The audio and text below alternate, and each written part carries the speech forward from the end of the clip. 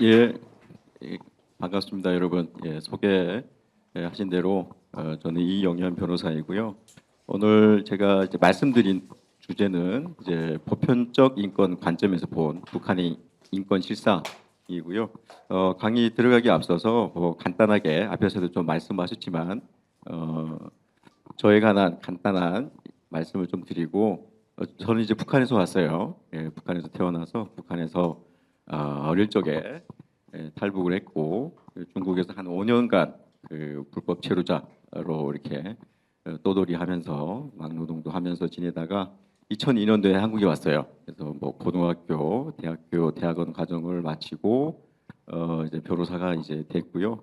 올해 이제 7년 차 이제 변호사가 됐습니다. 그래서 여러 로펌을 거쳐서 지금은 법무법인 1회라는 사무실에서 일을 하고 있습니다.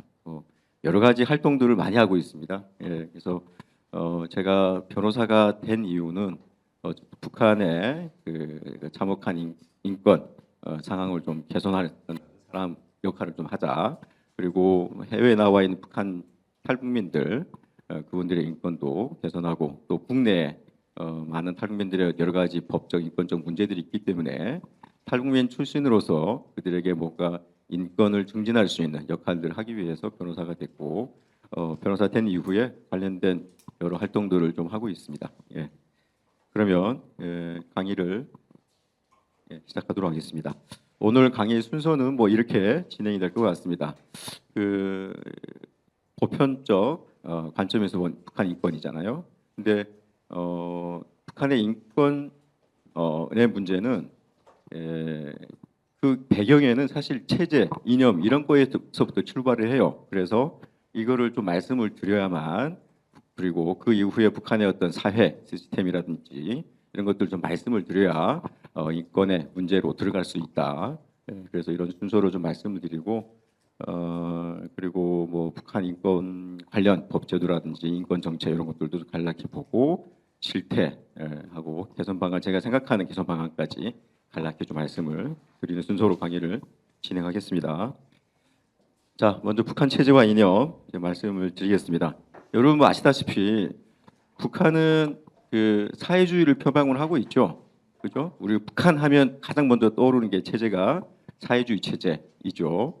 그러면은 뭐 과거에 사회주의 체제, 사회주의 국가들이 몇 개 있었죠. 여러분 어디 있었습니까? 이 통일이 된 부동도 또 이제 사회주의 국가였고 그리고 구소련 또 이제 사회주의 국가이죠. 지금 현재 중국 그리고 몽골 뭐 베트남도 사실 사회주의 국가이죠. 그러니까 이런 국가들이 갖고 있는 뭐 특징들이 있죠. 계획 경제라든지 뭐 일당이 중국 같은 경우도 당이 나라를 통치하고 지배를 하고 있죠. 뭐 그 외에도 뭐 생산 수단을 국가나 이제 사회가 이제 소유하는 사회적 소유, 국가적 소유 형태를 유지하는 게 일단 일반 사회주의 국가들이 갖고 있는 보편성이라고 볼 수 있는데 북한에도 이런 어떤 특징이 있어요. 나아가서 북한만의 특수성이 있습니다. 여러분 다 아시죠? 뭐 수령 중심 체제, 뭐 요새는 수령 중심 체제라고도 얘기하고 수령 유일 체제, 수령 유일 영도 체제라고도 얘기하고 있고 그리고 3대 세습. 요새 김주희라는 그 어린 친구가 나와서 김정은의 대를 이으려고 뭐 세습 그런 어떤 그 과정을 밟고 있는 것 같은데 4대 세습. 사실 이게 다른 나라, 다른 사회주의 국가에서는 볼 수 없는 북한에만 존재하는 굉장히 독특한 특징이다. 그리고 여기에 또 뭐가 있습니까? 뭐 전체주의. 전체주의는 뭡니까, 여러분? 개인의 자유, 권리 이런 것보다는 국가의 이익을 우선시하죠. 그래서 개인의 자유를 통제하고 억압하고 사상을 검증하고 생활을 제약하고 통제하는 그런 시스템이 이제 전체주의인데 전체주의의 특징도 이제 북한이 굉장히 특수성으로 이제 갖고 있다 이렇게 이해하시면 될 것 같습니다. 저는 약간 북한을 좀 그렇게 봅니다. 전체주의적 봉건 왕조. 왜 그러냐면은 북한에서 수령 그래서 뭐 김일성, 김정일, 김정은까지 이어지는 이 행태를 보면은 그냥 사람이 아니고 그 사람들이 신적인 존재고 옛날 우리 왕을 모시듯이 그냥 왕처럼 북한에서 생각을 하고 있다는 거죠.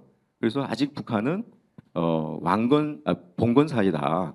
왕조 시스템이다라고 생각을 하고 있고, 그래서 전체주의적 봉건 왕조다. 그러니까 물론 다른 관점을 갖고 계신 분도 계시겠지만, 저는 약간 경험을 한 사람으로서 아직도 왕조에 머물러 있다. 그래서 세습이 가능한 거죠. 옛날 우리 그 왕들 보면은 다 세습하지 않습니까?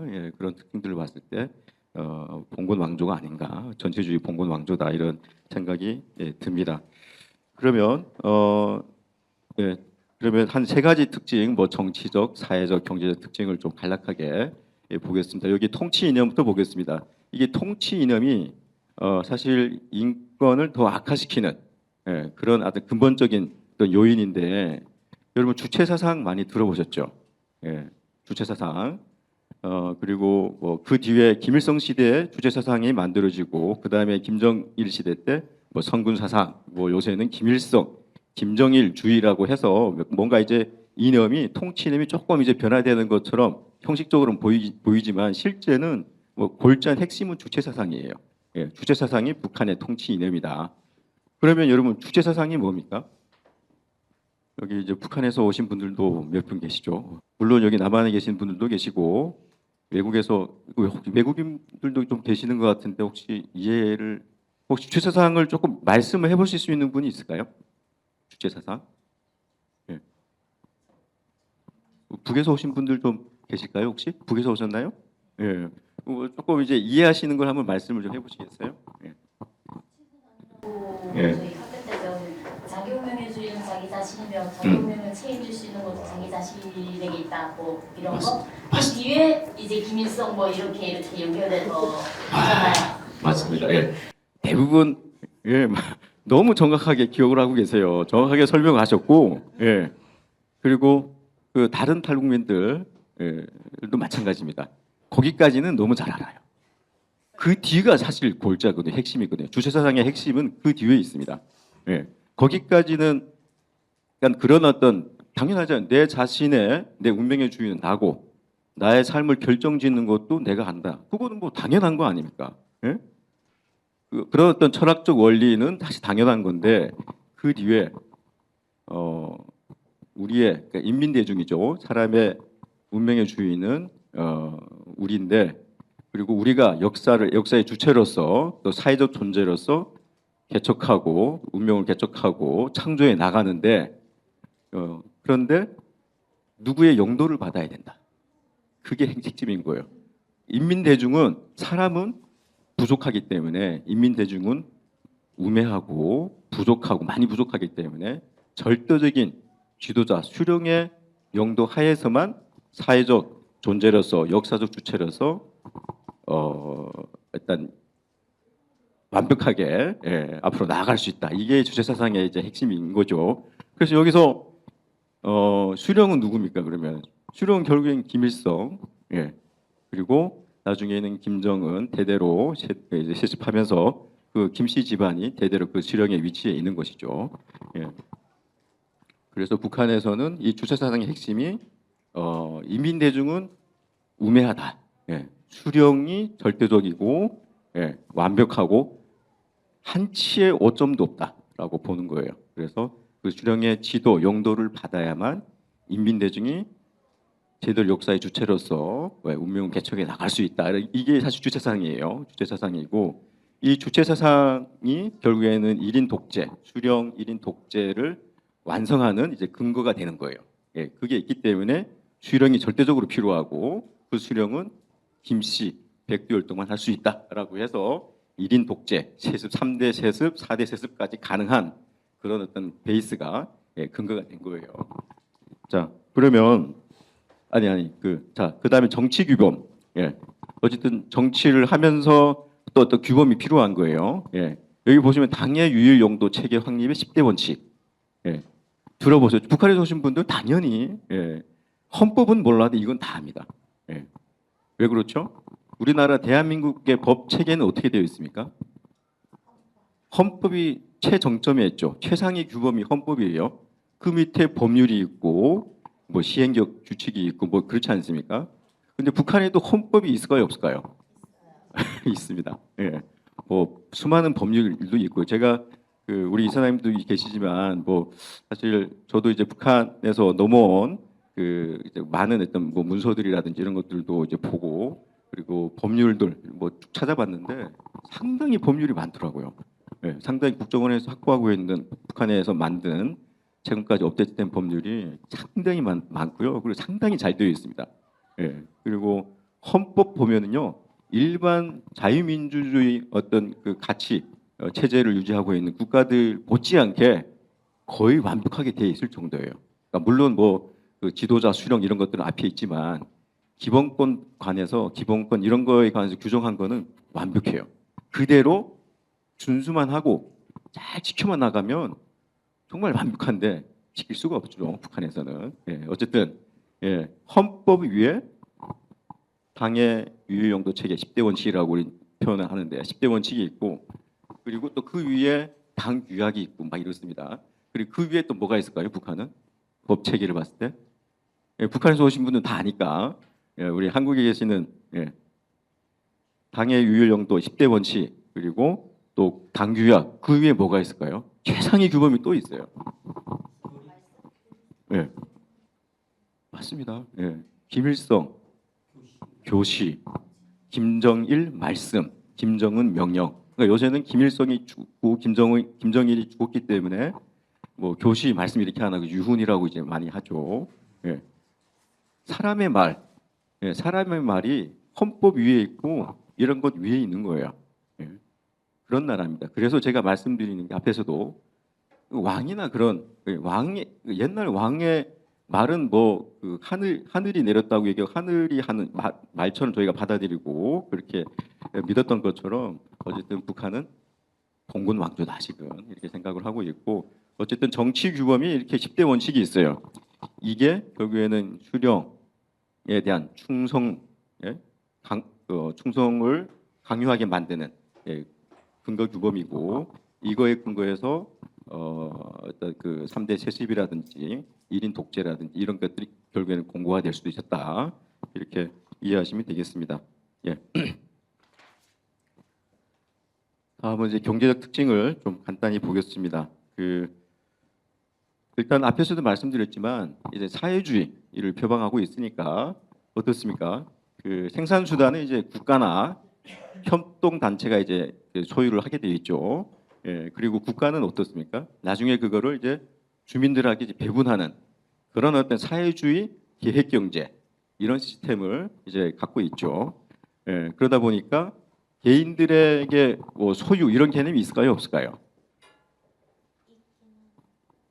법상으로는 없어요. 법상으로는 없는데 그러니까 제한적으로는 뭐 이런 것들은 뭐 인정이 됩니다. 뭐 공장에서 일을 하고 주는 뭐 정말 서종의 임금이라든지 그리고 분배받은 식량 이런 것들은 개인이 소유할 수 있는 거예요. 소비품들은 개인이 소유할 수 있는 거예요. 예, 소유할 수 있는데 그래서 뭐 건물이라든지 뭐 이런 거 있지 않습니까? 부동산이라든지 이런 것들 소유할 수가 없는 거예요. 예, 그러니까 제한적으로만 개인의 소유를 이제 인정을 하고 있다.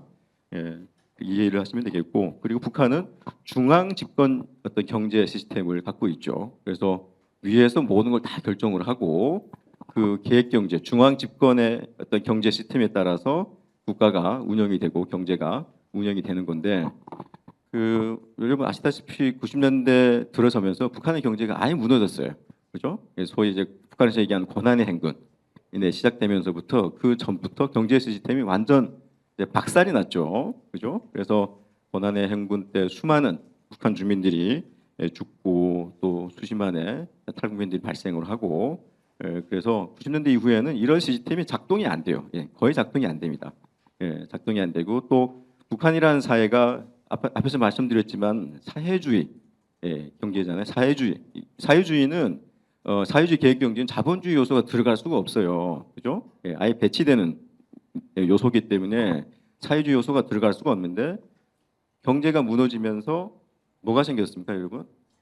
예, 장마당이라고 불리는 장마당은 시장이에요. 개인이 뭐 자유롭게 경쟁 활동을 하는 거죠. 사고 팔고 예, 그런 어떤 시장들이 조금 이렇게 생겨나기 시작을 했고 그 시장에 의존해서 이제 모든 사람들이 이제 생계를 이어가고 있죠. 그래서 북한에서도 처음에는 통제를 하다가 90년대 후반부터 2000년대 들어와서 뭐 통제를 하다가 도저히 이건 안 되겠구나. 통제를 해도 안 되고 통제를 하는데 또 반발하는 주민들도 상당히 많고 그래서 일단 일부 허용을 합니다. 예, 일부 허용을 해서 지금 현재는 뭐 많이 들어보셨죠? 장마당 예, 많이 있다는 얘기도 예, 제가 뒤에서도 이제 말씀을 드리겠습니다. 예, 그래서 시장 경제적 요소가 좀 일부 들어간 약간 복잡한 경제 시스템을 유지를 하고 있다. 이해를 하시면 되고 자 사회적 특징 좀 보겠습니다. 북한은 여기 보시면 사회주의 대가정 체제. 예. 그러니까 국가를 그냥 가정화하는 거예요. 국가하면은 가정하면 여러분 아버지가 있고 어머니가 있고 자녀가 있지 않습니까? 그래서 아버지는 그러면 북한에서 뭐 아버지가 누굴까요? 그러면 그 대가정의 아버지는 수령이고 그 어머니는 뭘까요? 어머니? 다 어떻게 이렇게 잘 아시죠? 예. 단 그 자녀는 인민대중. 예. 예. 그래서 우리 뭐 일반 가정에서도 가장이 아버지니까 아버지의 말씀에 우리가 뭐 잘 이제 따르고 효도하고 예, 뭐 그런 게 있잖아요. 예? 아버지의 어떤 지시 이런 것들 잘 따르고. 그러니까 북한은 그런 어떤 시스템을 통해서 사회를 예, 유지를 하고 있다는 것이죠. 예, 그래서 무조건적인 아버지에 대한 무조건적인 충성이라든지 뭐 숭배를 강요하는 거죠. 예, 그리고 수령 외에는 예, 예, 수령을 위한 어떤 국가의 이익 뭐 이런 거 외에는 개인의 뭐 이 개인의 어떤 가치 실현 뭐 이런 것들은 중요한 건 아니에요. 북한에서 여러분 그 이기주의, 개인주의는 배격의 대상입니다. 예. 물론 요새는 좀 많이 바뀌었어요. 요새는 조금씩 예, 그런 게 많이 이제 있는데 이전에는 개인주의 하면은 비판의 대상이었고요. 예. 그리고 여기 뒤에서 말씀드리겠지만은 북한에는 그 분기마다 또 월별 또 주마다 여기 보시면 조직생활 하면서 뭐 이렇게 생활총화 이런 걸 많이 해요. 이런 걸 하는데 그때 이제 비판의 대상이 되는 거예요. 이 사람은 지난주에 너무 이기적으로 너무 개인주의적으로 생활을 했다. 그러면서 비판을 하는 거예요. 우리 북한에 오신 분들 다 그런 경험이 있으시죠? 예? 그러니까 이제 개인주의는 북한에서는 용납이 안 되는데 어쨌든 지도자 수령을 위해서 우리는 우리의 생명을 모두 바쳐야 되는 그런 존재로서 사회가 이렇게 운영이 되고 있습니다. 예. 저도 뭐 마찬가지고 대부분의 우리 탈북민들이 한국에 와서 가장 좋은 것 중에 하나가 딱 얘기하는 게 있습니다. 뭐다라고 얘기하는 게 있어요. 예. 혹시 강의를 한번 들었어요? 예? 여기 보고 있는 예. 예. 가장 좋은 게 생활총화를 안 해서 너무 좋다. 예. 그러니까 생활총화하면서 나에 대한 어떤 자아 비판도 해야 되지만 또 누군가를 친구를 또는 동료를 비판을 해야 돼요. 또 그게 굉장히 고통스럽고 힘들거든요.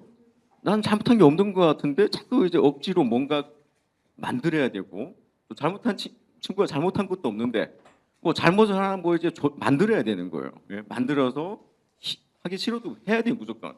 그런 조직 생활을 우리가 하면서 참 힘들게 살아왔는데 한국에 오니까 없잖아요.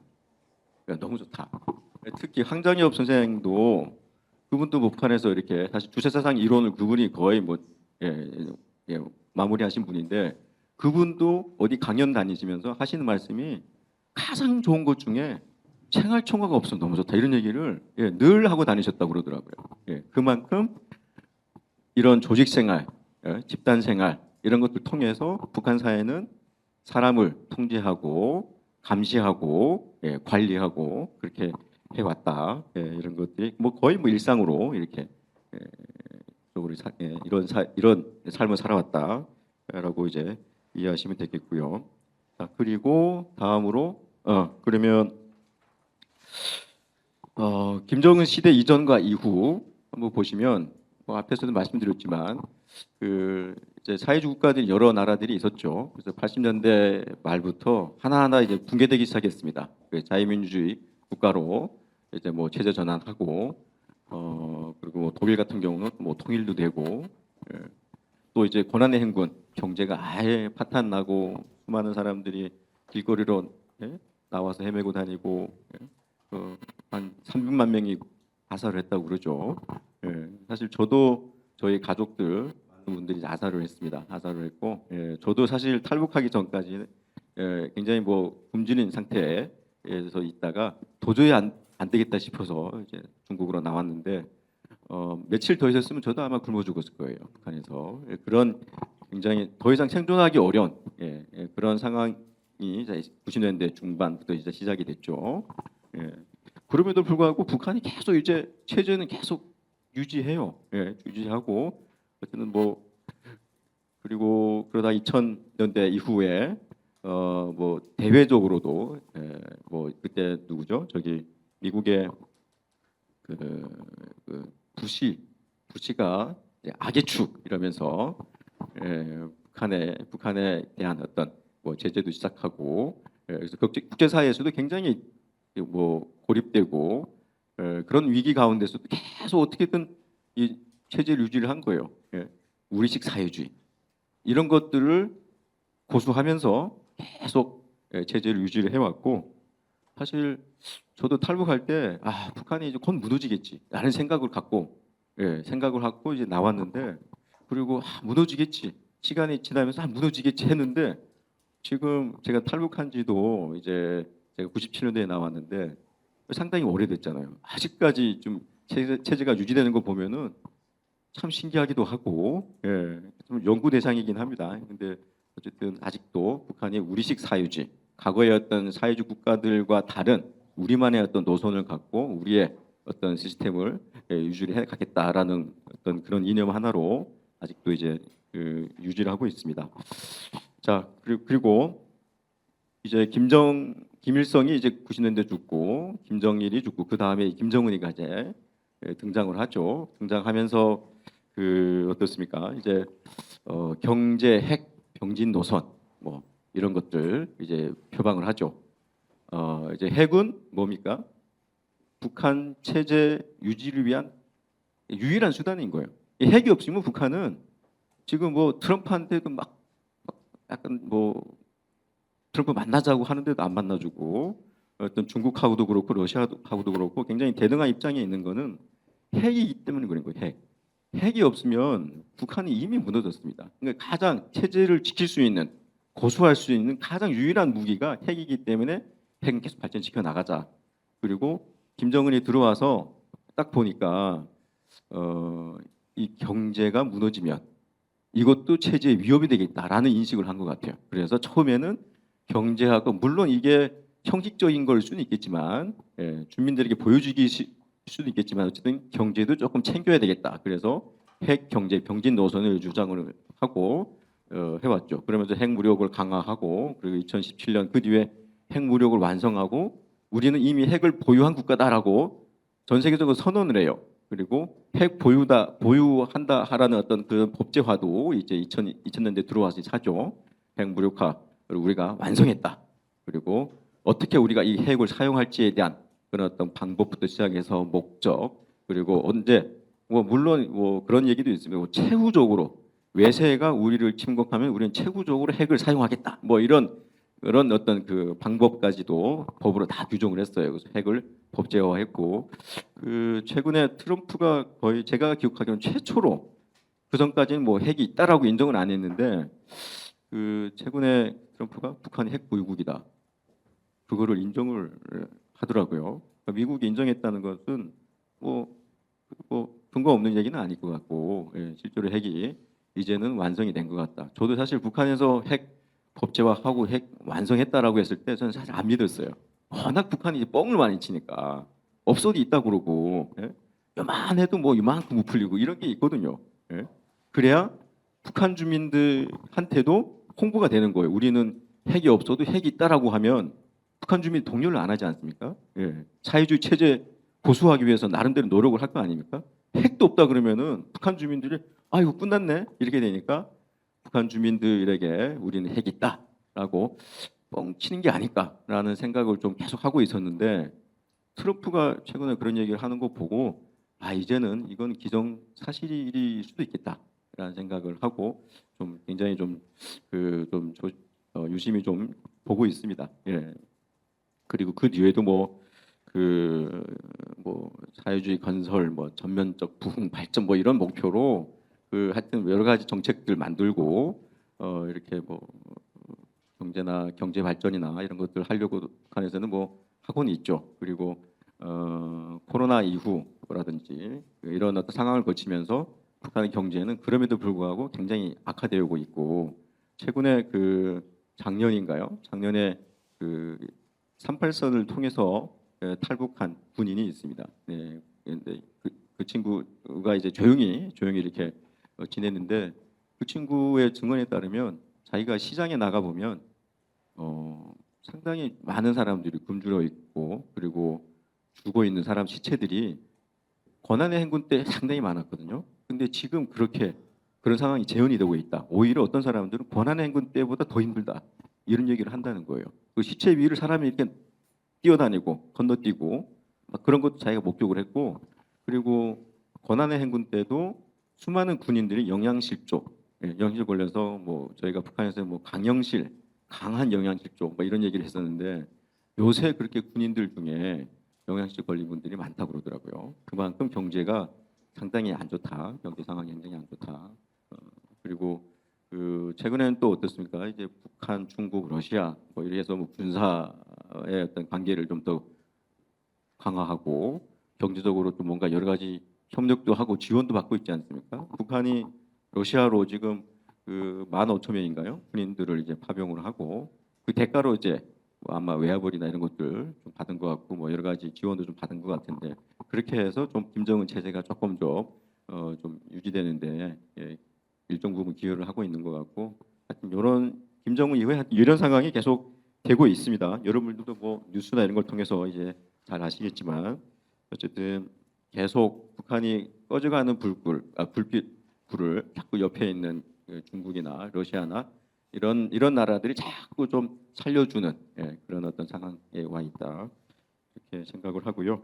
자 그러면 이제 북한 사회와 이제 변화 부분들을 좀 이제 간략히 보고 북한 사회를 이거는 뭐 간략히 앞에서 다 말씀드린 내용이에요. 노동당 헌법에 이제 노동당 영도 원칙이라는 내용도 있고 수령 유일의 영도 원칙 그리고 이런 어떤 헌법에 이제 있는 문구들이에요. 그러니까 이런 것들을 통해서 국가가 운영이 되고 그리고 그에 기초해서 이제 세습이 계속 이어지고 있고 생산주단 이런 것들도 그렇게 앞에서 말씀드린 대로 이제 사회주의 계획경제 시스템으로 운영이 되고 있다. 이런 부분들 그리고 개인의 이익보다는 집단 국가 이익을 더 강조하는 사회다. 자 다음에 넘어가시죠. 최근 북한 사회의 변화, 약간 좀 경제적 측면 그리고 경제 사회적 측면이라든지 뭐 사회적 측면에서 한번 보면 앞에서 말씀드렸지만 장마당이 이제 등장을 하죠. 장마당이 등장을 하고 그리고 여기 보시면은 원래 제한적으로 농민 시장이라는 게 1950년대에 있었다고 해요. 그거 외에는 시장 자체를 허용을 안 했는데 90년대부터 이제 암시장, 기차역이라든지 이런 뭐 근처에 이제 개인이 하는 장마당들이 이제 형성이 되면서 점점 확장되고 그래서 2003년도에 종합시장으로 이제 확대 재편한 거. 그러니까 북한 정부가 그냥 인정을 해준 거예요. 인정을 해줬고 그리고 그 뒤에 뭐 통제하다가 또 인정하다가 지금 아예 지금 통제도 못 하고 있는 상황인데 어쨌든 그렇게 확장이 됐고 여기 보시면 미국에서 연구한 거에 보면은 조사한 거에 따르면은 2018년 코로나 전이죠. 코로나 전에 한 482개 정도가 있었다고 그러고 코로나 이후에는 한 414개, 그러니까 뭐 한 400개, 500개 정도가 있는 거예요. 시장이 장마당이 그러니까 거의 뭐 북한은 뭐 장마당이 없으면은 이제는 더 이상 경제가 돌아갈 수도 없는 거예요. 그만큼 자본주의 요소들이 많이 들어가 있다. 그냥 형식적으로는 뭐 사회주의 계획 경제지만 실제는 거의 자본주의화돼 가고 있다라는 게 이제 최근의 변화이고 그다음에 그리고 또 이제 시장화가 계속 이제 확산되면서 이제 사실상 소유 개념이 이제 생겨나기 시작했습니다.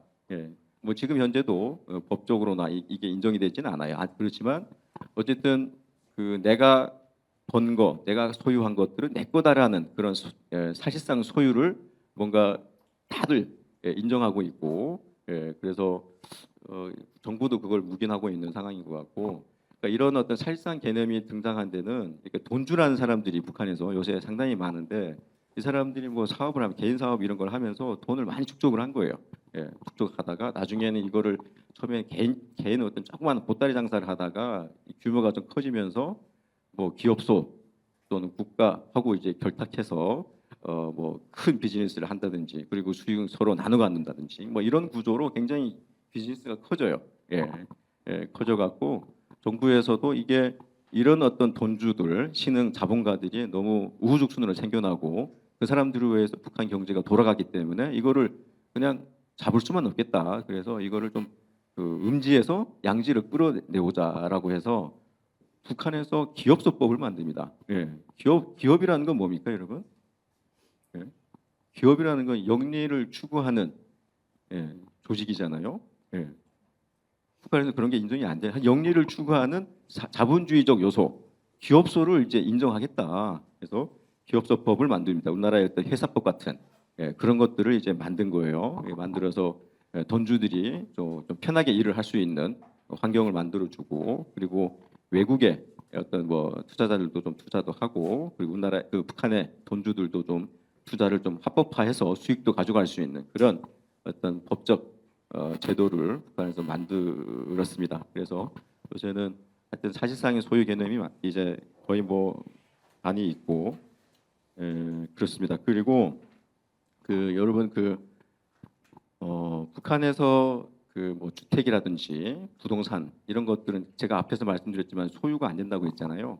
요새는 그거를 다 개인이 거래를 합니다. 사실은 거래를 하고 이게 법적으로 그게 그 기업소법과 관련이 없이 개인이 자기가 갖고 있는 집, 부동산 뭐 이런 것들을 거래를 하는데, 사실 그게 법적으로는 허용은 안 돼요. 그거는 뭐 북한에서 집은 개인 소유라기보다는 국가 소유고 협동단체 소유이기 때문에 그거를 파고 살 수는 없는데, 근데 파는 사람이나 사는 사람이나 이게 내 거다라는 생각을 하고 있다는 거죠. 법에서는 인정 안 하지만 이건 내 거기 때문에 자유롭게 이제 팔고 또는 사고, 하여튼 그게 굉장히 많은 데 있다. 이런 것들도 말씀드리고, 자, 다음으로 그리고 또 하나 이제 개인주의가 이제 굉장히 많이 들어와 있습니다. 사실 뭐 경제가 이제 북한 경제가 어려지면서 더 이상 국가의 그 배급을 의존할 수가 없잖아요. 그래서 보따리 장사, 개인들이 기차 타고 뭐 자동차 얻어 타고 하면서 여기저기 다니면서 사업을 하고 자기가 그 스스로 뭔가 경제 생계를 이어가는 그런 시스템으로 이제 계속 자본주의화되는 그런 분위기로 바뀌어갔고, 그리고 국가에서 제공하는 뭐 생필품이나 이런 것들이 거의 없으니까 스스로 이런 것들을 돈을 벌어서 마련하려고 하고, 그래서 자기가 먹고 살기 바쁘기 때문에 북한은 조직 생활을 강요하는 시스템이고, 또 거기에 또 참여를 해야 되는데 그 참여를 못 하는 거예요. 조직 생활 어디 나가야 되는데 자기는 여기 나가면 이제 뭐 생계를 위한 어떤 그 장사를 못 하니까 못 나가게 되고, 그래서 뭐 하여튼 북한이 그런 것들을 좀 통제할 수 없을 정도로 굉장히 좀 약화된 상태였는데, 그러다 보니까 정치 사상 교육이라든지 그런 사람들 통제하기 어려운 상황까지 가다 보니까 점점 개인주의 성향, 과거에는 도저히 인정이 될 수 없었던 그런 개념들이 등장하면서 개인 소유도 발전하고 개인주의 이런 것들도 성장을 하게 됐고요. 특히 젊은 세대 MZ들 같은 경우는 북한에서 장마당 권한의 행군 시기 이후에 태어난 친구들은 뭐 사회주의 이런 걸 잘 모릅니다. 최근에 넘어온 그 어린 친구들, 그러니까 뭐 코로나 전이지만 그때 넘어온 어린 친구들하고 얘기해 보면은 거의 자본주의적 생각을 하고 있더라고요. 자본주의적 생각을 하고 있고 저보다도 더 훨씬 자본주의화되어 있고 그런 친구들을 많이 봤습니다. 그래서 어떻습니까? 너무 개인주의화되고 국가를 의존하던 그런 어떤 북한 주민이 더 이상 국가를 의존 안 하고 당에 대한 충성도도 없고 오로지 그 자기의 영달을 위해서 이렇게 살려고 하고 그리고 해외에서 들어오는 그런 또 문물들을 많이 접하고 그 드라마나 영화나 이런 것들 보면서 더 개인주의 성향이 또 커져가는 거죠. 그래서 북한이 그 더 이상 이렇게 방치해서는 안 되겠다 싶어서 청년들 중심으로 이제는 좀 통제를 해야 되겠다. 그래서 요새 굉장히 강화하고 있죠. 정치 사상 교육이라든지 이런 것도 강화하고 있는데 그래서 그 일환으로 이제 반동 사상 배경법 이런 것들을 최근에 만들었어요. 2000년대에 들어서 만들고 청년 교양 보정법 뭐 이런 것들을 만들어서 이 젊은 세대들 안 잡으면 안 되겠구나. 청년들은 대부분 다 남한에서 들어온 영화, 드라마 다 보고 노래도 막 따라 부르고 여러분들 뭐 언론을 통해서 많이 들었겠지만 뭐 오빠라든지 뭐 자기 뭐 이런 표현들을 북한에서도 사람들 자연스럽게 그냥 쓰는 거예요. 청년들 사이에서 그런 표현들 자유롭게 쓰고 그리고 어떤 사람들은 그런 얘기까지 합니다. 자기가 남한 드라마를 보다가 들켰는데 그 보안원한테 들켰는데 그 사람이 그런 얘기를 하더래요. 그거 보지 말라고 재미없어 그러더라는 거예요. 네. 그건 무슨 말이죠? 봤다는 거죠. 그 사람은 보고 이게 재미가 그렇게 없구나라는 걸 알고 있다는 거죠. 예, 그러니까 뭐 청년들도 보고 감시하고 통제하는 사람들 다 본다는 거예요, 사실은. 예, 그만큼 그 북한 남한의 드라마, 영화를 북한 주민들이 많이 보고 그래서 통제를 안 하면 안 되겠다. 이 체제에 굉장히 큰 위협이 되겠다라고 해서 상대 악법을 만들어서 통제를 이렇게 하고 있습니다. 예.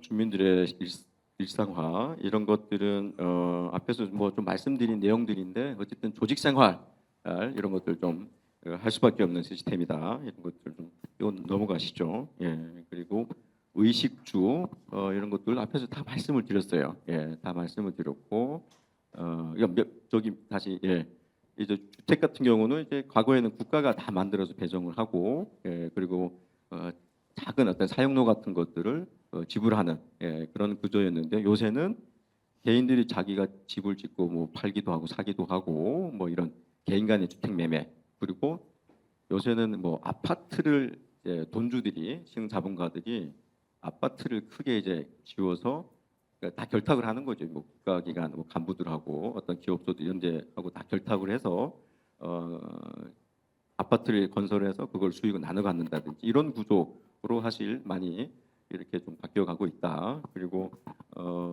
대동강 주변에 여러분 그 우리 여기 한국 같으면 서울 같으면 이제 한강 주변이죠. 한강 주변에 아파트 가격이 여러분 그 혹시 언론을 통해서 혹시 보셨는지 모르겠습니다.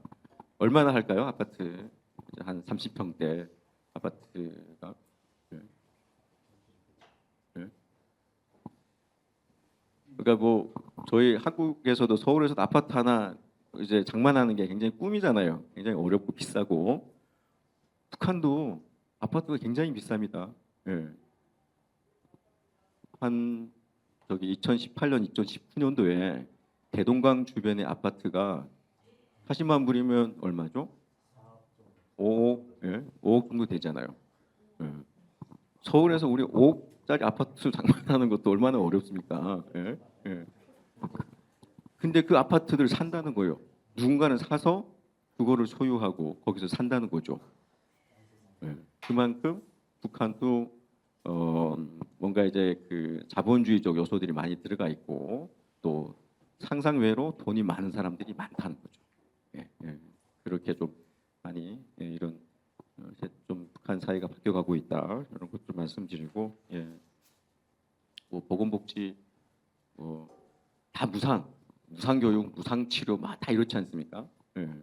근데 뭐 병원에 가도 뭐 약도 없고 뭐 병원 뭐 시설도 없고 그렇습니다. 그래서 그 탈북하신 그 의사 선생님들 들어보면은 그 자기감이 들었다는 거예요. 아픈 사람이 왔는데 죽어간 사람이 왔는데 의사로서 할 수 있는 게 아무것도 없다. 예. 그래서 자기감이 들어서 탈북했다 이런 의사들도 있고 그러니까 뭐 이건 뭐 더 말씀 안 드려도 그냥 홀뿐이다. 여러분 이해를 하시면 될 것 같아요. 자 그리고 자 그러면 북한 인권 관련 법제도, 인권 정책 이런 것들을 북한 인권 실태를 한번 이제 보겠습니다. 여러분 북한에 아까 제가 말씀드렸지만 이제 헌법이 있죠. 예, 헌법이 있습니다. 그 헌법 여기 한번 보시면 그 2009년 4월에 개정된 헌법에 보면은 인권이라는 단어가 이제 등장을 합니다. 예, 등장을 하고 여기 한번 내용을 한번 볼까요? 예. 조선민주주의인민공화국 사회제도는 근로인민 대중이 모든 것의 주인으로 되고 있으며 사회의 모든 것이 근로인민 대중을 위하여 복무하는 사람 중심의 사회제도이다. 아니 너무 좋죠 여기까지. 예? 국가는 착취와 압박에서 해방되어 국가와 사회 주인으로 된 노동자, 농민, 군인, 지식인을 비롯한 근로인민의 이익을 옹호하며 인권을 존중하고 보호한다. 예? 얼마나 좋습니까? 인권을 존중하고 보호한대요. 예? 이 헌법이 이렇게 나와 있어요. 그리고 뭐 기본 국민의 우리나라에 보면 헌법의 기본권 같은 거죠. 기본 국민의 기본 권리해서 쭉 보면은 뭐 기본권과 의무를 쭉 나열하고 있죠. 뭐 평등권, 뭐 선거, 언론, 출판, 신앙의 자유, 뭐 하여튼 다 있어요. 우리나라 대한민국에 있는 기본권들이 다 나열되어 있어요. 예. 자 넘어가시죠. 예. 그리고 또 인권 관리 규정들이 그 외에도 형법이나 형사소송법에도 다 들어가 있습니다. 이제 예, 다 들어가 있고 그 외에도 뭐 그 보시면 뭐 하여튼 이렇게 북한의 법이 맞나 싶을 정도 여러분 한 처음 보실 수도 있는데 뭐 다양한 법들이 많아요. 예, 뭐 아동 권리 보장법, 뭐 장애자 보호법, 장애인들도 보호를 한다는 거예요.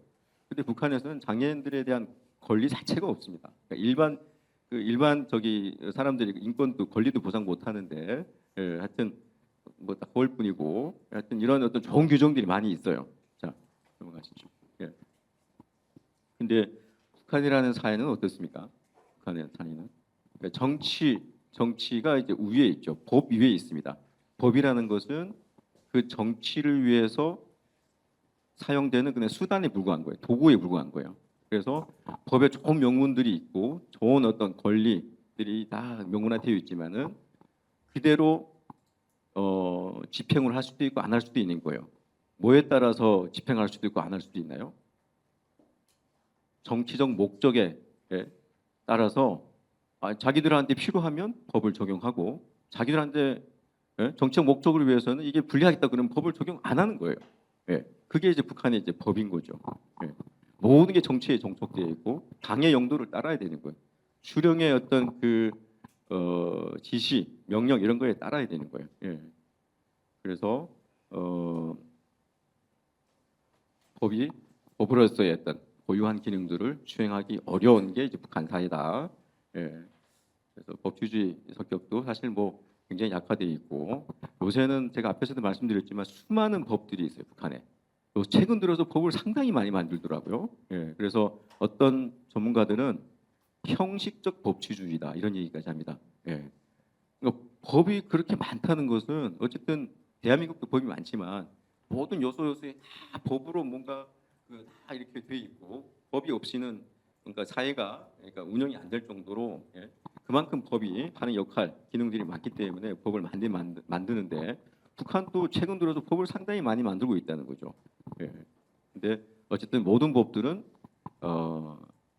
인권을 보호하고 예, 권리를 존중하고 이런 것보다는 주민들을 통제하고 주민들을 감시하고 자유를 억압하고 권리를 제한하기 위해서 법들을 더 만들고 또 자기들 목적에 따라서 적재적소에 그렇게 사용하고 있는 그런 어떤 법 시스템을 갖고 있기 때문에 인권 보호의 한계가 이런 것들이다 이렇게 좀 이해를 이제 하시면 될 것 같고 자 예. 그리고 그 당의 용도를 따라야 되지 않습니까? 예, 당의 용도 여기 한번 보시죠. 헌법 3조에 보시면은 조선민주주의공화국 위대 김일성, 김정일 주의를 국가 건설과 활동의 유일한 지도적 지침으로 삼는다. 모든 국가 기관, 기구들이 어떤 당의 용도를 따라야 되고 김일성주의, 김정일주의가 뭐라고 그랬습니까? 주체사상이죠, 이게. 예, 주체사상에 근거해야 된다. 예? 주체사상이 또 뭡니까? 핵심은 수령의 지도를 따라야 되는, 수령의 지도를 따라야 된다. 뭐 그렇기 때문에 수령의 용도에 의해서 법이 운영이 돼야 되고 당의 용도를 또 따라야 되기 때문에 인권이라든지 기본권 이런 것들은 보장이 되기 어렵다. 여기 보시면 있지 않습니까? 북한 주민의 인권은 김일성, 김정일 주의와 노동당의 용도에 부합하여야 된다. 예. 인권을 보호하는 것을 법으로 규정을 했어요. 법에 있어요. 예. 근데 그 법은 김일성 주체 사상과 수령의 지도와 노동당 용도에 부합하지 않으면 인권은 보호가 안 된다는 거죠. 예, 아무 의미가 없는 거예요. 인권을 법에 규정을 했다고 해도. 예, 그래서 그 주체 사상이나 노동당의 어떤 지침에 반대되는 뭐 어떤 기본권도 북한에서는 보장이 되지 않죠. 뭐 아까 뭐 보셨지만 종교의 자유, 뭐 선거, 뭐 평등권 이런 게 다 규정되어 있지만 그런 것들은 보장이 될 수 없는 그런 시스템이다 이렇게 보시죠. 예. 그리고 예, 북한이 내세우고 있는 논리는 뭡니까? 인권. 오늘 주제가 보편적 인권, 보편적 관점에서 본 북한 인권이지 않습니까? 북한은 뒤에서도 제가 설명드리겠지만 인권을 얘기할 때 보편적 인권을 얘기를 안 해요. 예, 우리식 인권이다. 우리식 인권이라는 말을 만들었습니다. 예, 그리고 그런 정책을 지금 펼치고 있는데 그 국제사회가 이제 인권이 굉장히 침해가 되고 있다는 것들을 뭐 지적을 하니까 95년도쯤에 우리식 인권. 예, 처음에는 뭐 인권 문제 없다. 지금도 마찬가지죠. 인권의 문제, 침해되는 문제 전혀 없다. 이러면서 만들어낸 게 우리식 인권 이런 개념을 만들어냈고 그리고 뒤에서 이제 말씀드리겠지만 2014년도에 COI 보고서가 이제 나왔죠. 이제 거기에 이제 대응하는 보고서를 북한에서 냈어요. 예? 여기 보시면 인권은 자주적 권리다. 그러니까 이제 북한에서 주장하는 것은 그냥 인권의 상대주의를 얘기하는 거예요. 예, 인권의 상대주의, 예, 문화나 국가나 사회나 거기에 따라서 인권이 다르게 정의될 수 있고 다르게 보장이 될 수 있다. 이게 인권의 상대주의인데 북한은 이게 상대적 인권을 얘기하고 있는 거, 우리식 인권이. 그래서 인권은 자주적 권리다. 인권은 그냥 우리 국가의 권리다. 우리 나라에서만 이렇게 뭐 얘기할 수 있는 권리인데 참다 인권의 체현자는 인민 대중이다. 무슨 말입니까 이게? 예? 참다 인권의 체현자는 인민 대중이다. 그러니까 하여튼 뭐 말도 안 되지만 하여튼 들어보세요. 인권은 국권이다. 이게 성립이 됩니까, 여러분? 인권은 국권이다. 예. 그리고 국제 인권 기준은 서방의 기준이다. 예? 그리고 공화국의 주권을 주권이 여기서 뭡니까? 여기서 김일성, 뭐 김정일, 김정은이잖아요. 주권을 침해하고 모략 책동을 위한 것이며 북한에는 어떠한 인권의 문제가 없다. 예. 이렇게 이제 반박을 하면서 이런 보고서가 있습니다. 그러니까 상대적 인권을 얘기하고 우리식 인권을 이제 표방을 하고 있죠. 다음 페이지 한번 넘어가시죠. 예. 여러분 인권이란 뭡니까? 인권. 제가 이제 보편적 인권을 얘기하는 거예요. 예. 인권이란 뭡니까, 여러분? 혹시 여기 법조인을 좀 생각하는 분들이 있을까요? 없습니까? 예. 자, 인권이 뭐죠? 한번 많이 들어보셨을 거 아니에요. 인권을 예. 맞습니다. 예. 사람이기 때문에 당연히 가지는 권리. 그게 인권인 거예요. 그게 보편적 인권인 거예요. 예. 세계 인권 선언이 보편적 인권을 규정을 했습니다. 예. 인권과 기본적 자유에 대한 보편적 존중, 준수를 회원국의 의무로 규정하고 유엔이 창립되고 나서 유엔 인권 선언이 나오죠. 예. 인권은 사람이기 때문에 정치적, 예? 그 이념적, 국가적, 사회적, 문화적 이런 요소와 상관없이 당연히 보장되고 지켜줘야 된다. 그게 인권이고 보편적 인권의 개념인 거예요. 예. 자, 그리고 국제인권 규약, 시민 정치적 권리 협약, 예? 자유권 규약이라고 하고 그리고 또 경제 사회 문화적 권리 협약, 사회권 규약이라고 하죠. 이런 것 이제 1996년도에 이제 채택을 해서 지금 회원국들도 상당히 많죠. 북한이 81년도에 국제인권 규약에 가입을 합니다. 사실 한국보다 더 일찍 가입을 해요.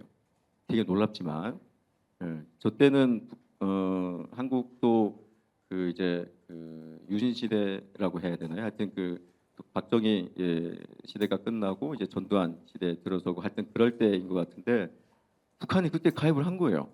국제인권규약에 가입을 한 거예요. 예. 국제인권규약에 가입하고 91년도에 이제 우리 한국하고 같이 이제 유엔 회원국을 가입을 했어요. 국제인권의 규약도 그렇고 유엔도 그렇고 선언하는 게 뭡니까? 보편적 인권을 얘기하고 있지 않습니까? 우리는 그 보편적 인권에 우리는 동의하고 준수하겠다라는 약속, 회원국으로서 가입 당사국으로서 약속하고 들어간 거예요. 그러면 어떻습니까?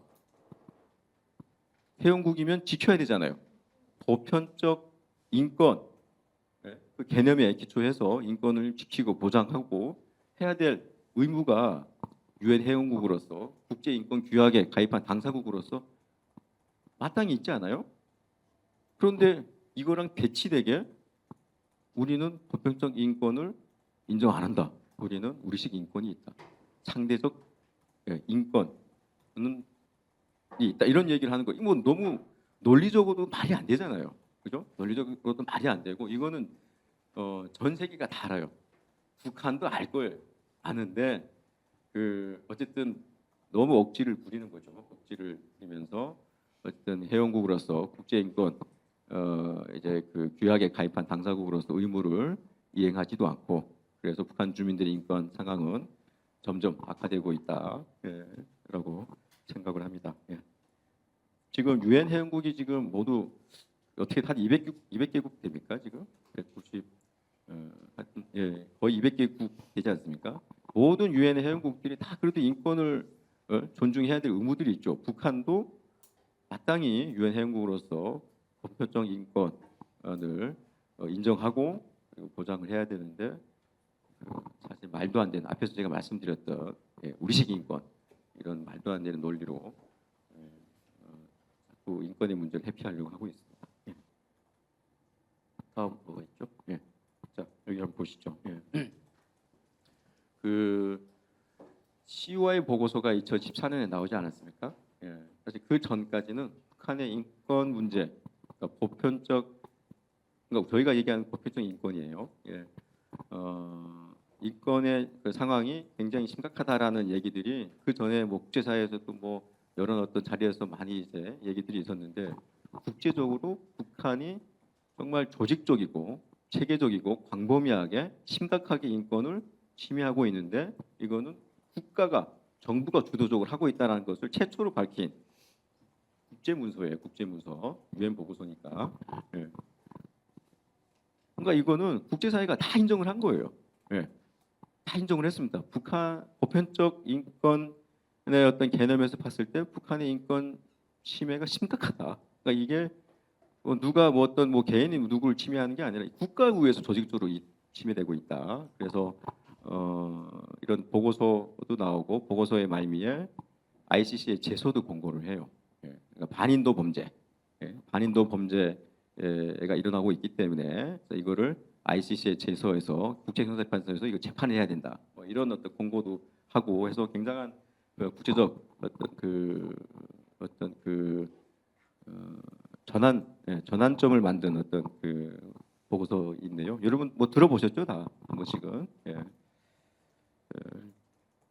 그래서 이렇게 국제사회가 이렇게 심각하게 인권이 침해되고 있고 ICC에 제소도 하고 북한에도 인권을 개선해라 이렇게 요청을 많이 했는데도 개선이 됐을까요? 안 됐을까요?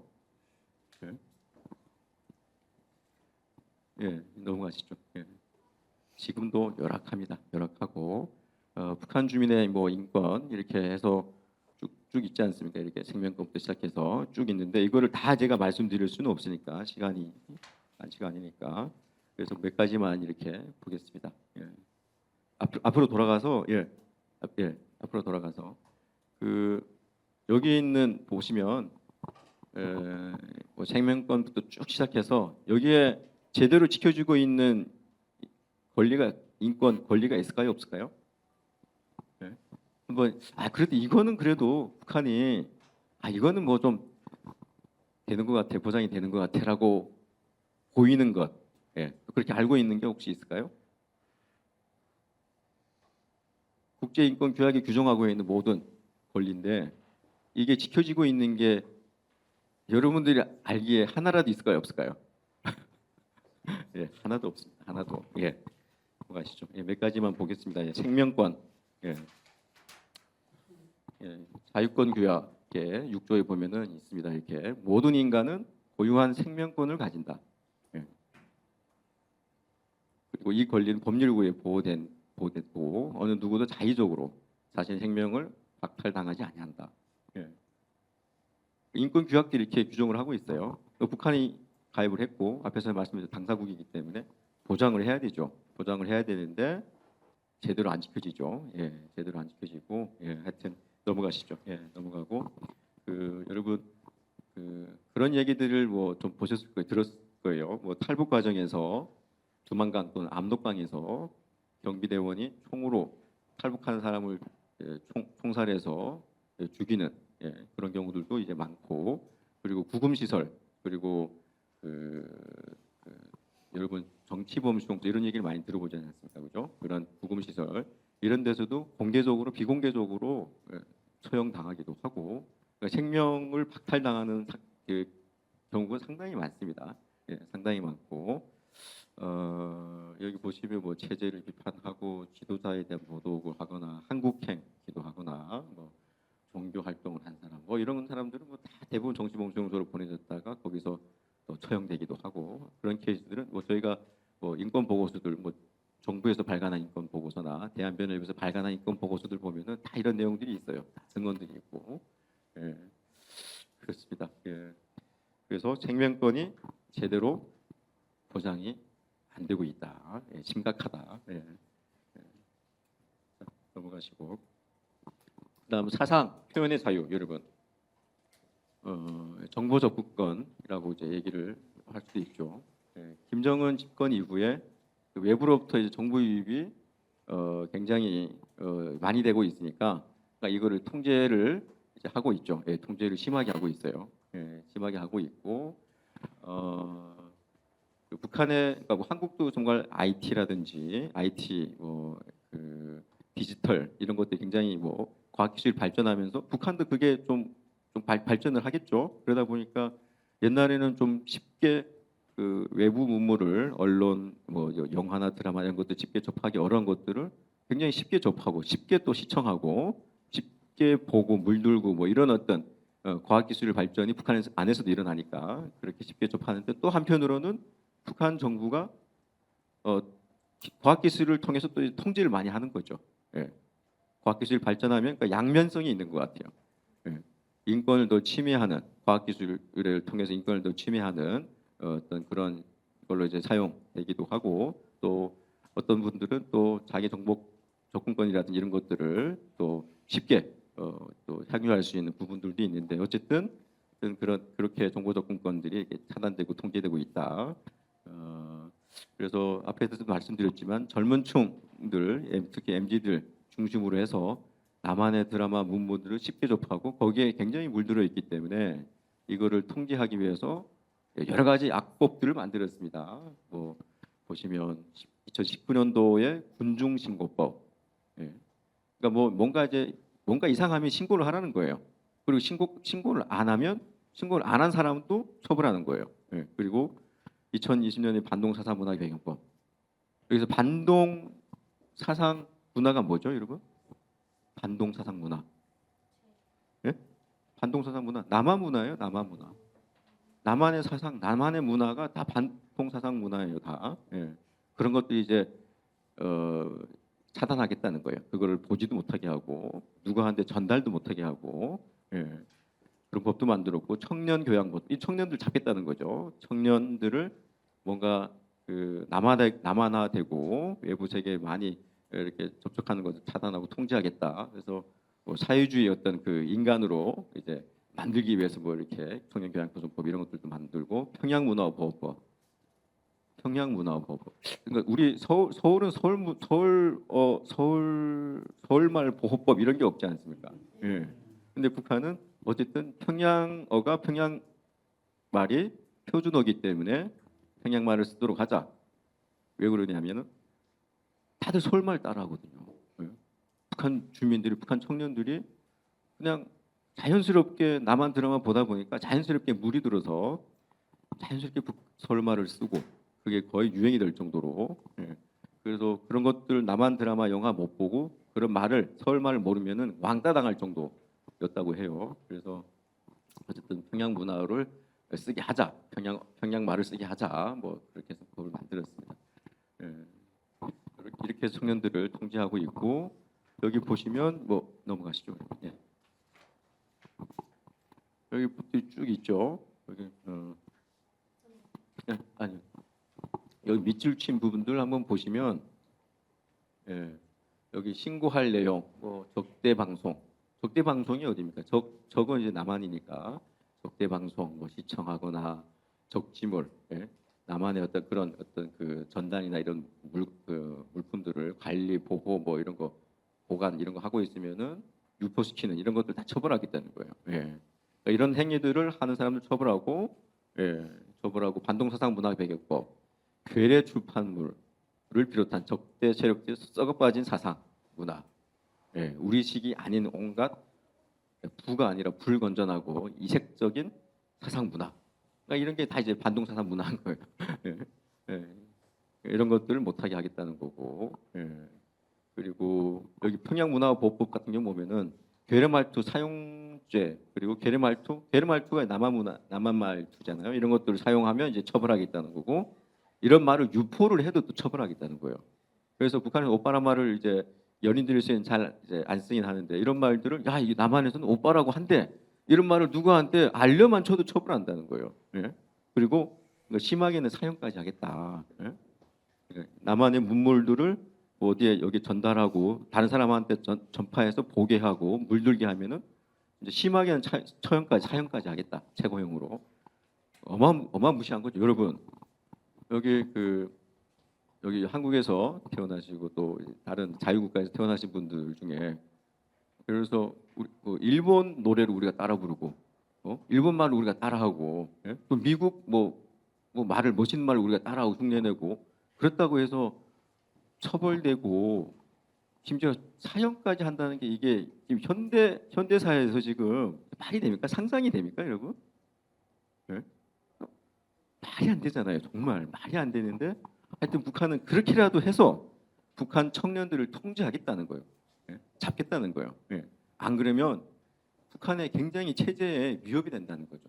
워낙 젊은 청년들이 개인주의화되고 예? 국가를 더 이상 이제 북한 정권을 이제 안 믿고 의존도 안 하고 예? 그래서 청년들 통제 안 하면 더 이상 이제 김정은 체제가 예, 지속되기 어렵겠구나. 그래서 법도 만들고 최근에는 어떻습니까? 그 적대적 이국가론 이런 얘기 하고 있지 않습니까? 헌법도 개정했다는 얘기도 들리는데 아직 뭐 대외적으로 이렇게 나온 자료는 없지만 북한의 뭐 언론을 통해서 헌법까지 개정했다라고 얘기는 하고 있습니다. 이제 더 이상 남과 북은 이제 동족이 아니다. 우리 탄민족도 아니고 우리는 별개 국가고 우리는 적대적 관계다.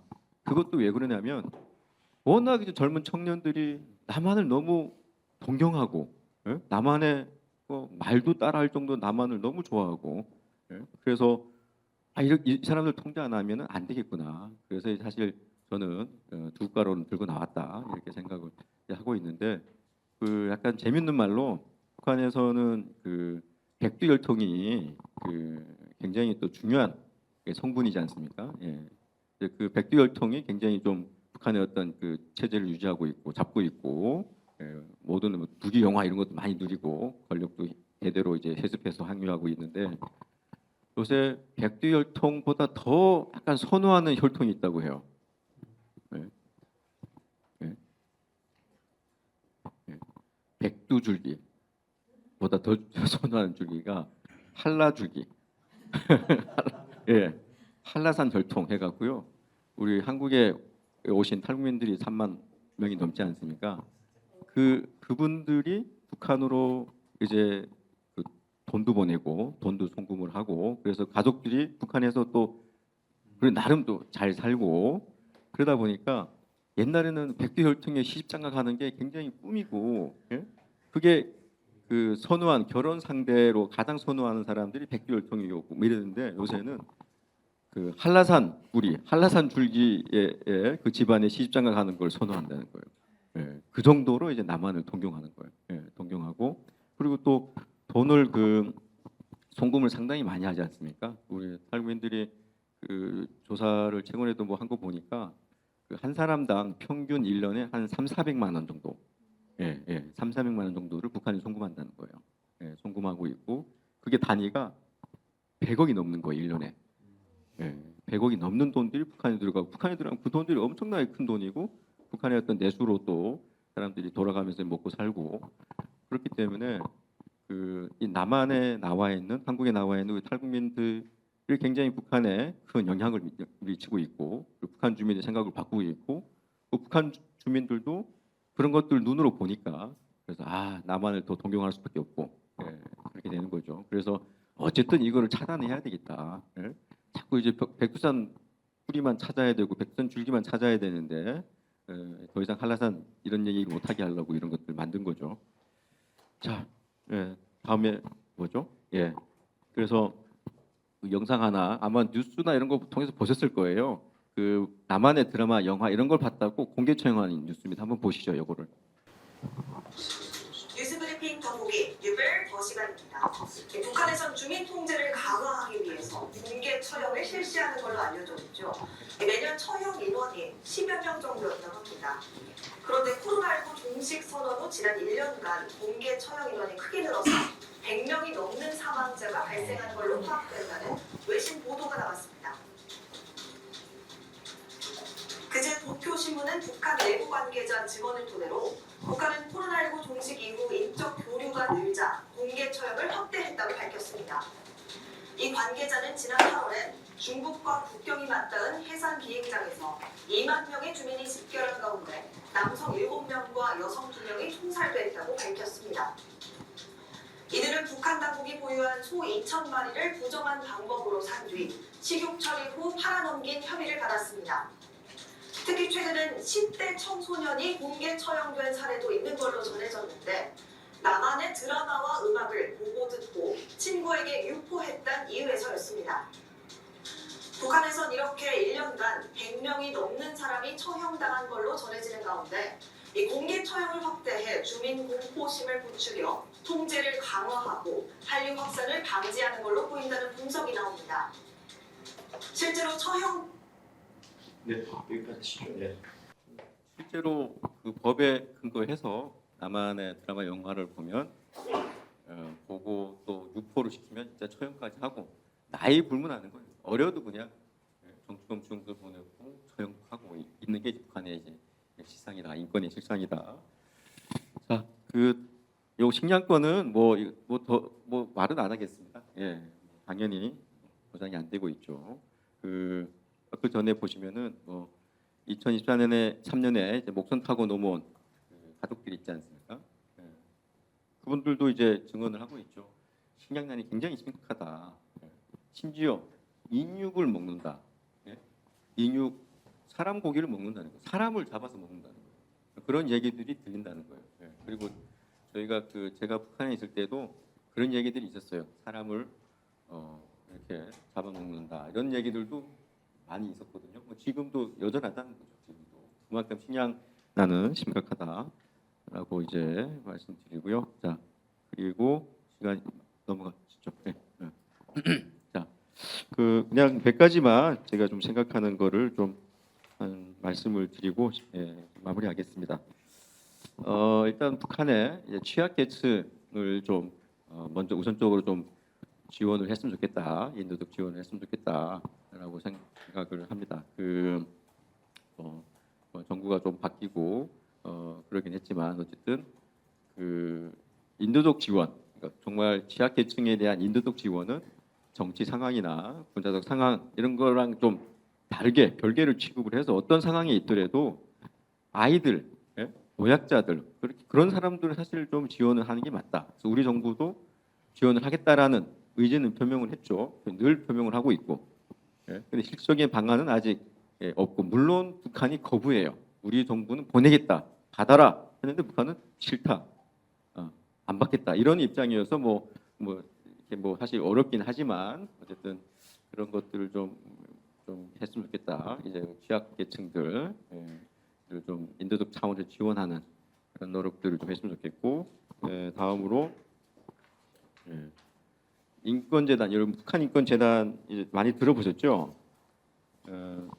미국에서는 이제 북한 인권법이 2004년도에 만들어졌어요. 그리고 일본에서는 2005년도 북한 인권법이 만들어졌고, 그리고 우리나라는 2006년도에 여러분 김문수 전 국회의원 하실 때 2006년에 2005년에 이제 발의를 했죠. 2005년에 북한 인권법 최초로 발의를 해요. 발의했고 통과는 못했습니다. 법이 제정되지는 못했어요.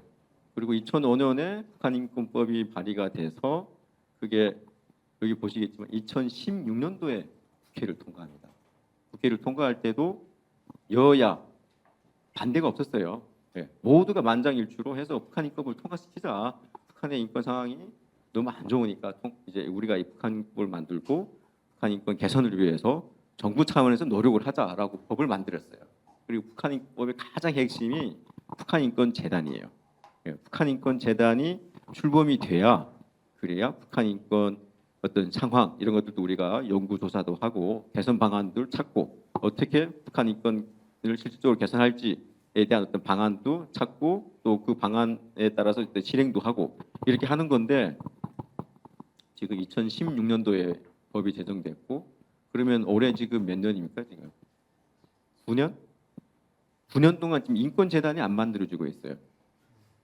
법은 있는데 재단이 출범을 안 하는 거예요. 근데 이게 또 하여튼 정치적 대립인데 소위 재단 출범을 좀 반대하는 이제 하여튼 여기 민주당 원래 국회에서 이사를 추천을 해야 됩니다. 그러니까 여야에서 이사 절반 5명 추천하고 통일부 장관이 2명을 추천해서 이사진을 12명으로 채워서 이제 출범을 시키는 건데 북한 인권 얘기하면 북한을 자극하기 때문에 얘기하지 말자라고 하는 정치 집단이 있습니다. 거기서 지금 9년이 되도록 재단 이사를 추천을 안 하고 있습니다. 그래서 재단이 출범 못하고 있고 지금 법이 거의 사문에 됐습니다. 사문에 됐고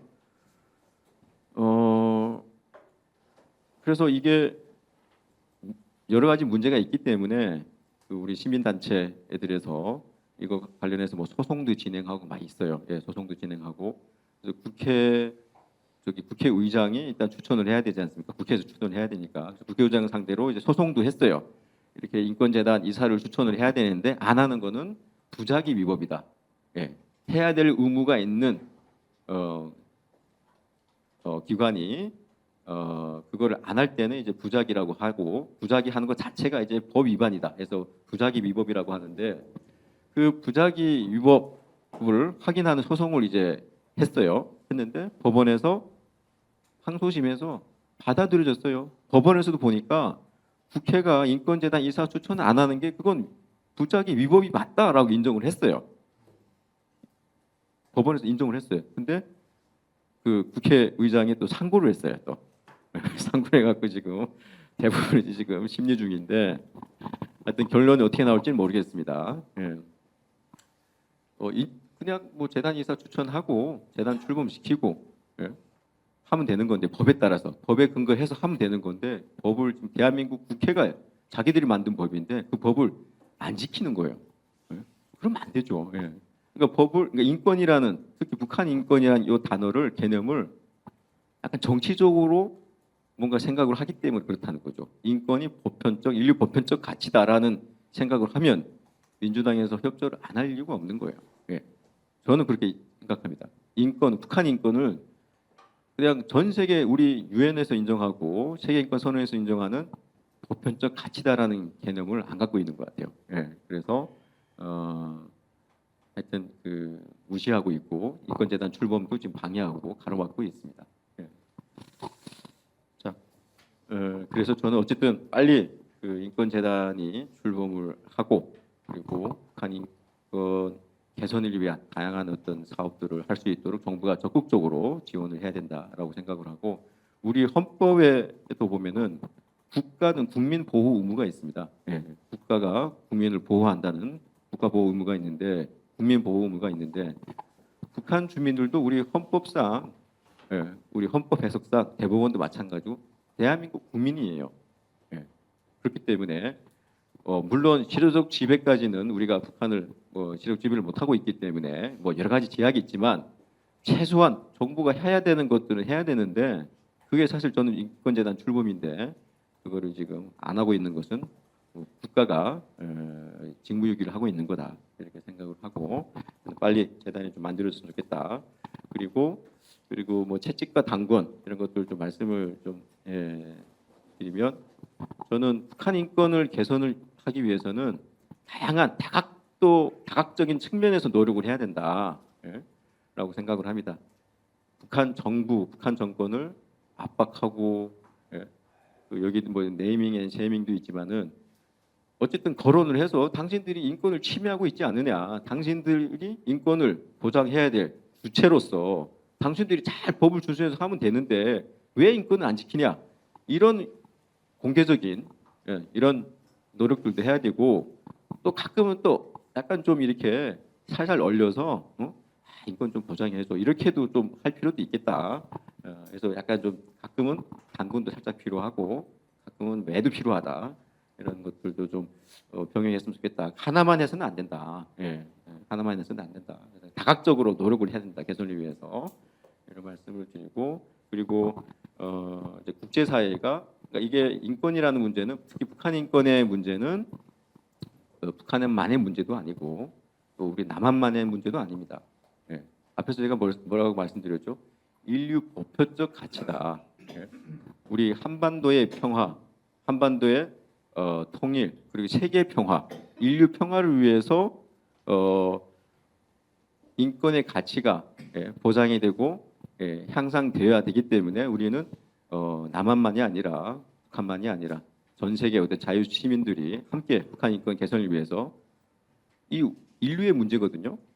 인류 보편의 가치이기 때문에 인류의 문제입니다. 그래서 다 같이 저희가 연대해서 북한 인권 문제 개선을 위해서 노력을 해야 된다 이런 말씀을 드리고 그리고 요새 그 책임 규명에 관해서 여기는 제가 없는데 책임 규명도 사실 필요하다 이런 말씀을 좀 드리고 싶습니다. 그 ICC에 사실 북한 김정은을 여러 번 제소를 하는 시도들을 했었어요.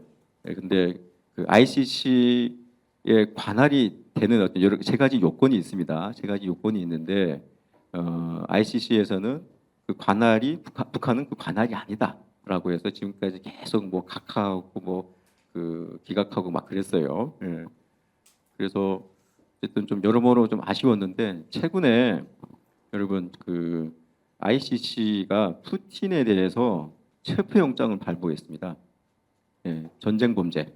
그러니까 그 ICC의 그 관할 범죄가 반인도 범죄, 전쟁 범죄 그리고 하여튼 그런 게 있는데 그 푸틴을 침략 범죄, 전쟁 범죄로 해서 ICC에 제소해서 ICC가 그 영장을 발부했어요. 그래서 푸틴은 그 로마 규정에 가입한 ICC의 관할을 적용받는 나라들에 가면은 체포할 수 있어요.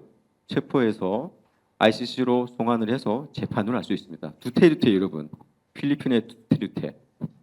두테르테도 어디 그 해외에 나가서 여행하고 들어오다가 어느 태국인가요? 어느 공항에서 체포되지 않았습니까? 두테르테도 옛날에 집권 당시에 수많은 사람들을 죽였다. 인권, 권리 이런 절차 이런 보장 없이 그냥 막 죽이라고 그랬거든요. 옛날 뭐 마약하고 이러면 다 쏴 죽이라고 그랬고 그래서 반인도 범죄다 해갖고 이제 ICC에 제소를 했는데 체포영장이 나온 거예요. 그래서 두테르테가 어디 태국인가 제가 기억하는 태국인가 어디로 갔다 오다가 공항에서 체포돼갖고 지금 네덜란드 ICC에 지금 구금되어 있으면 재판 중에 있는데 푸틴이 그런 상황이거든요. 전쟁 범죄. 근데 여러분 북한이 러시아에 파병을 하지 않았습니까? 전쟁 범죄를 저지른 푸틴의 방조를 하고 있는 전쟁 범죄자예요. 김정은이가 지금.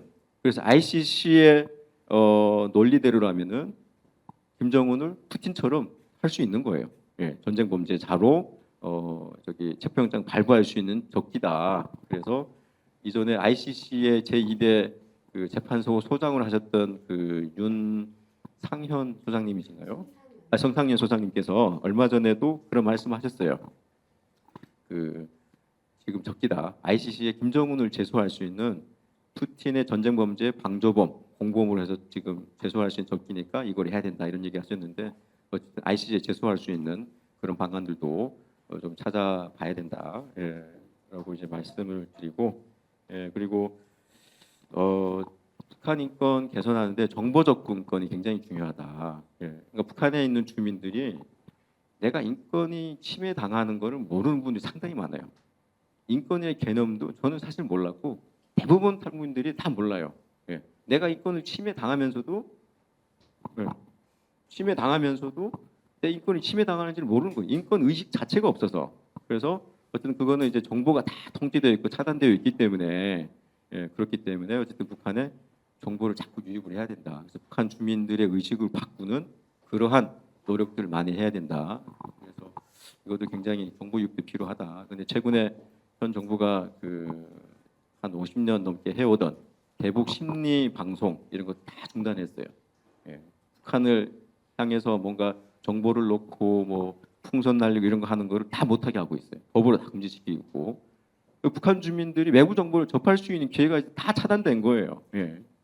그래서 이게 굉장히 중요한데 예, 정부까지 나서서 이런 것들을 가로막고 있어서 최근에 예, 제가 그 대북 인터넷 방송이라는 것을 예, 준비를 했고 몇 달 동안 준비를 했습니다. 그래서 정부가 안 하고 정부가 가로막고 있으니까 민간이 이제 해야 되겠다. 그럼 누가 할 것이냐. 그래서 제가 해야 되겠다는 생각을 했고 방송국을 몇 달 동안 여러 동지들하고 준비를 했고 저희 11월 달에 대북 전문 인터넷 방송국을 출범을 합니다.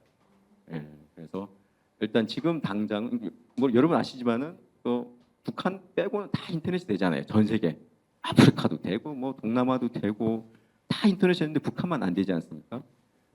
그렇지만 언젠가는 북한에도 인터넷이 들어간다. 요새 뭐 스타링크 이런 얘기도 하고 있는데 위성에서 그냥 쏴버리면 인터넷을 쏴버리면 북한에는 그냥 기기만 있으면 그걸 받아서 볼 수가 있는 거예요.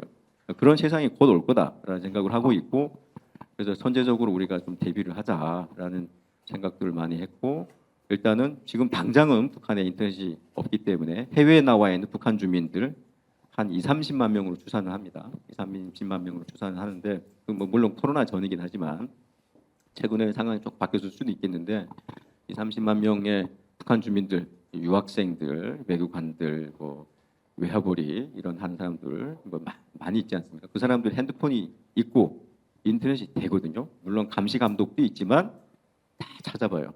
예, 자기들이 원하는 정보들 다 검색해 찾아보기 때문에 그걸 보고 또 한국에 오시는 분들도 있고 예, 다시 북한에 가시는 분들도 있겠지만 그분들을 일단은 단기적으로는 그분들 대상으로 외부 정보를 유입하는 그런 작업들을 저희가 방송국을 통해서 이제 할 생각입니다. 그래서 하여튼 여러분들 그 관심을 많이 가져주시고 예, 북한 인권 개선을 위해서 다 함께 좀 노력을 해주셨으면 좋겠다라는 말씀을 마지막으로 드리고 강의를 마치겠습니다. 예, 고맙습니다. 예.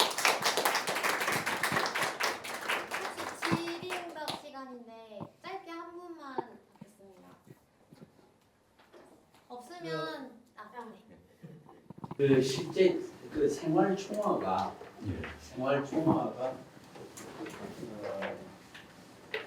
어느 수준에서 이루어져요? 연령대로 아니면 기관별로 사업장별로 뭐 다 하겠죠. 설마 예를 들어서 학생들이다. 그럼 학생들은 어느 수준에서 우리로 말하면 초등학교 수준? 학교 들어가서요. 그 소년단에 입단하는 예, 나이가 7세 한 8세 정도 되는데 그때부터 조직 생활이 시작이 됩니다. 예, 그러니까 초등학교 1학년 때는 뭐 잘 모르니까 그런 게 없는데 초등학교 2학년부터는 이제 공식적인 국가에서 운영하는 이제 소년단에 가입하고 조직 생활이 시작이 되는 거예요. 그때부터는 이런 뭐 그 반별로 예, 반뭐 한 뭐 20, 30명, 뭐 3, 40명 반별로 이제 생활총화를 이제 그때부터 시작을 하는 거고요. 그리고 나이가 또 65세인가 하여튼 그 나이 때까지 조직 생활을 또 할 수밖에 없기 때문에 65세까지 65세까지 이제 조직 생활을 하기 때문에 그때까지는 생활총화 이런 것들을 또 해야 되는 거예요. 그러니까 다 이제 자기 그 모든 북한 주민들이 관여하고 있는 조직들이 있는 거예요. 조직들이 있고 뭐 나이 때마다 또는 뭐 어떤 관여하고 있는 어떤 뭐 그 분야마다 이런 조직들이 뭐 동맹 뭐 이런 게 있지 않습니까? 이런 데 가입이 되어 있고 또 그게 또 큰 조직이면은 또 약간 그 세포별로 좀 나눠서 이렇게 작은 단위 규모로 이제 생활총화도 한다든지 그렇게 해서 하여튼 7세부터 65세까지 조직 생활을 하는 사람들은 다 생활총화를 한다. 이렇게 이해하시면 됩니다. 수고하셨습니다. 아이고 고맙습니다.